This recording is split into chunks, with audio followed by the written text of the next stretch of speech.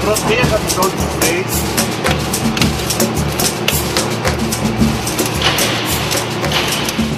O Acreditar surgiu em função de uma demanda identificada 3 anos atrás, na época que nós iniciamos os estudos aqui para a construção das hidrelétricas, e detectamos à época que não se tinha mão de obra qualificada suficiente para fazer as hidrelétricas no prazo que nós precisávamos. À época nós identificamos que para construir a hidrelétrica nós teríamos que trazer em torno de 70% das pessoas de fora, usando aqui apenas 30%.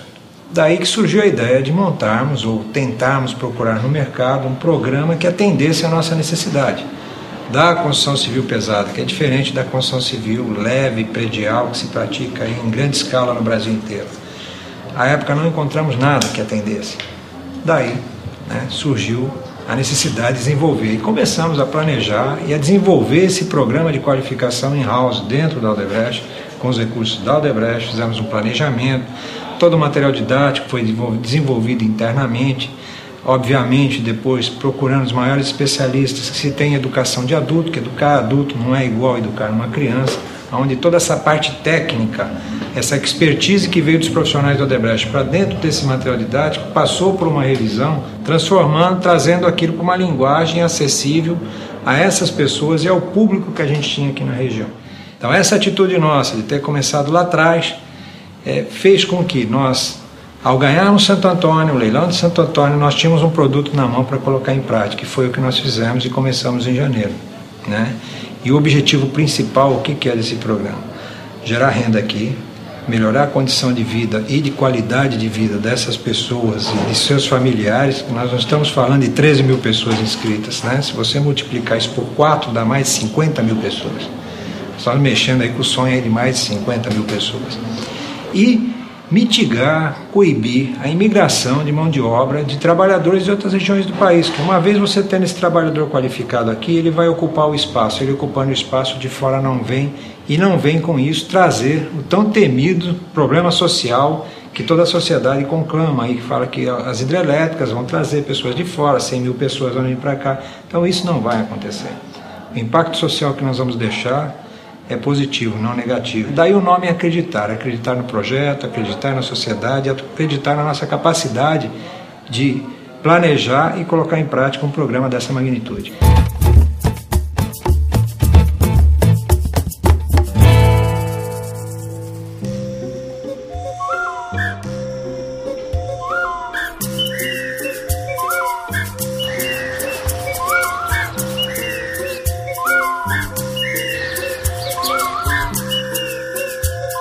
Estamos aqui no Bom Jardim, uma das comunidades adjuntantes da barragem. Quando a gente participamos das audiências públicas, foi feita a reunião e foi botada a reivindicação, se o pessoal era a favor ou se era contra. Os líderes foram convidados todos, foi muito democrático, eu participei de todas as reuniões.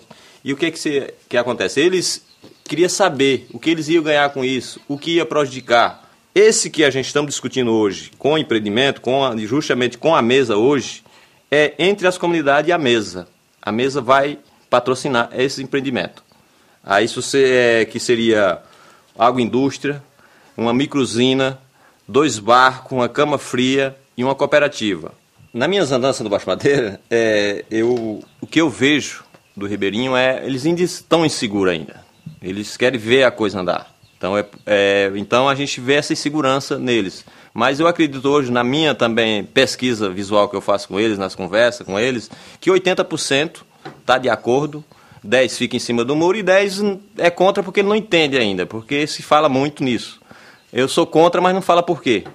Eu tenho uma visão que eu venho observando que tem muito a progredir o empreendimento. Hoje é um processo diferenciado, com muita democracia, onde as comunidades são ouvidas.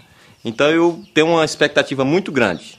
Ainda estou também um pouco ansioso para ver essas coisas acontecerem. Porque eu venho de uma região do Nordeste que se fazia, a Laches fazia uma reunião de Paulo Afonso, quando via a bicha já estava feita, sem compensação ambiental, sem um investimento para dar para o pessoal ter uma qualidade de vida melhor. Esses vamos dar um exemplo aqui em Rondônia também. Tem a Samuel, que hoje eles têm reclamação, eles têm um medo que venha acontecer o que aconteceu lá na Samuel. Quando armazenaram água há quase 2 anos, e quando veio o derrame de peixe morto já. Então o povo aqui em São Carlos sempre foi assim, teve um pé atrás, né, com as hidrelétricas, porque já teve a hidrelétrica do Samuel, aí teve muitas consequências, né? Teve a mortandade de peixe muito grande, teve problema na água. Então o povo ficou com essa preocupação, né, devido ao transporte, sobre a sedimentação da água, quanto à oxigenação devido aos peixes, o trânsito desses peixes que vai e vem. Então o povo ficou muito preocupado com isso aí. E também com o problema, o medo da inundação, né, que aqui vier chegar e inundar. Então esse foi o medo da população. Então a gente espera que realmente esses projetos venham a compensar esses causas, esses prejuízos que venham a causar aqui para a comunidade, né? Então a gente espera isso, que hoje o povo já tem uma maneira diferente de pensar, então existe um compromisso maior por parte das autoridades, então que isso venha a acontecer, essas compensações.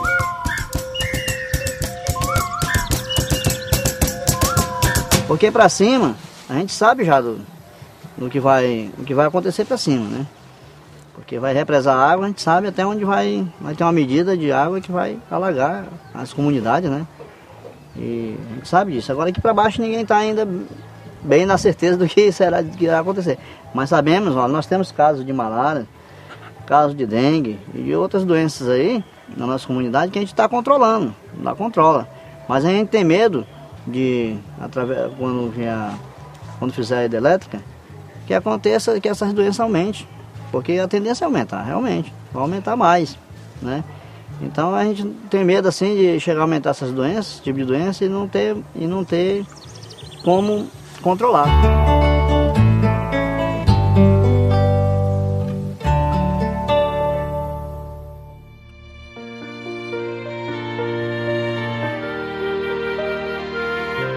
Nós temos tido 40 mil casos de malária por ano no município de Porto Velho. 40 mil casos de malária.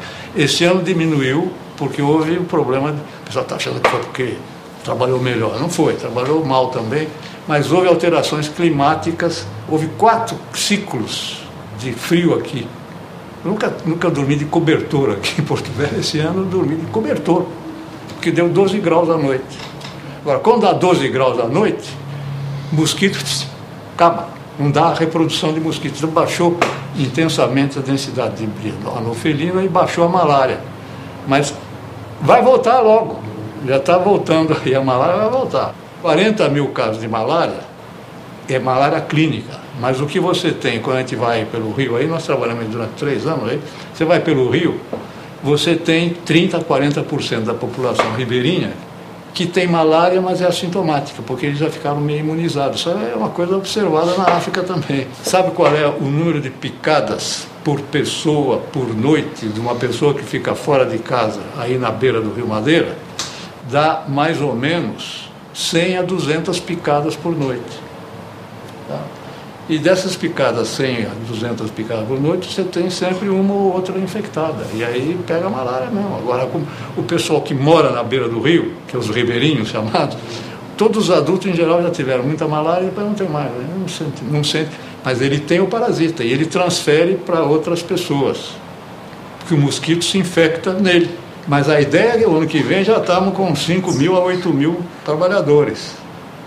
5 mil a 8 mil trabalhadores...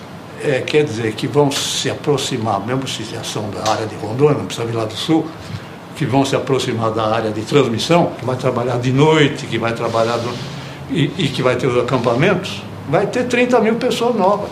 Vai ter epidemia de malária como deu na Madeira Mamoré, como deu em 65, 70, quando se abriu a estrada e veio um monte de pessoal fazer garimpo na beira do rio. Nós estudamos, quer dizer, nós trabalhamos com o FUR, nós trabalhamos com o Odebrecht, trabalhamos antes com o Ministério da Saúde, com o Governo do Estado e tal, e temos relatórios muito bem apresentados para mostrar qual é a base de perigo de você ter epidemias de malária por aí. Vocês não vão poder botar trabalhador trabalhando de noite aí na hora da construção da barragem, porque tem 100 picadas por pessoa, a 200 picadas por pessoa, sem fazer um trabalho de saneamento. Nós temos elaborados, tem que fazer um trabalho de saneamento das áreas para baixar a densidade anofélica. Então, isso é a primeira coisa. Tem que instalar um atendimento desse pessoal que trabalha à noite de uma maneira rigorosa. Mas o pessoal pior é o pessoal que, sabendo que tem emprego e que não arranja um emprego, mas que vem para ficar na beira. Vai vender balinha, vai vender não sei o quê. Nós temos condições, num setor desse, de acabar com a malária no Vale do Rio Madeira aqui. Tem condições.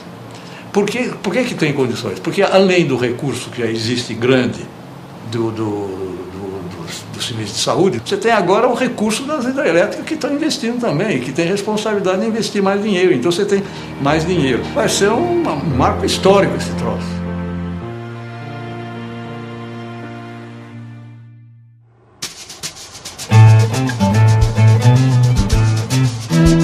Existe uma série de leis federais que determinam que o patrimônio arqueológico é patrimônio da União e que, portanto, ele tem que ser protegido.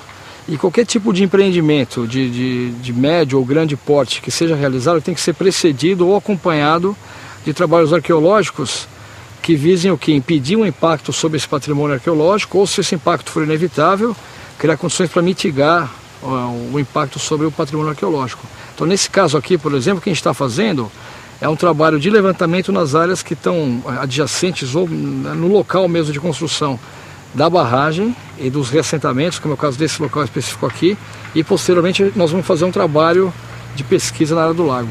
A Bacia do Alto Madeira é uma das regiões mais interessantes do Brasil para se fazer arqueologia. Parece que foi aqui que foram domesticadas a pupunha e a mandioca. A pupunha é a única palmeira domesticada na Amazônia. As outras palmeiras amazônicas são muito importantes, o açaí, a abacaba, né, babaçu, buriti, mas a única que foi domesticada mesmo foi a pupunha. E parece que o centro de domesticação da pupunha está nessa região aqui do Alto Madeira. A mandioca é a mesma coisa, que é uma planta importantíssima, aparentemente foi domesticada aqui também. Esse local foi o centro de origem dos grupos falantes de línguas da família Tupi-Guarani, dos Tupinambás que viviam no litoral do século XVI e dos Guaranis que vivem até hoje no litoral e no sul do Brasil, né? É provável que esses povos, a origem mais antiga deles, esteja aqui nessa região. Nós percebemos que há algumas áreas aqui que têm mais densidade de vestígios. Essas áreas correspondem a antigas casas que foram habitadas no passado, a gente acha que talvez há mais ou menos uns 2000 anos, e essas casas a gente está escavando agora, algumas delas para retirar uma amostra desse material, que é esse testemunho, né, desses habitantes mais antigos aqui da região.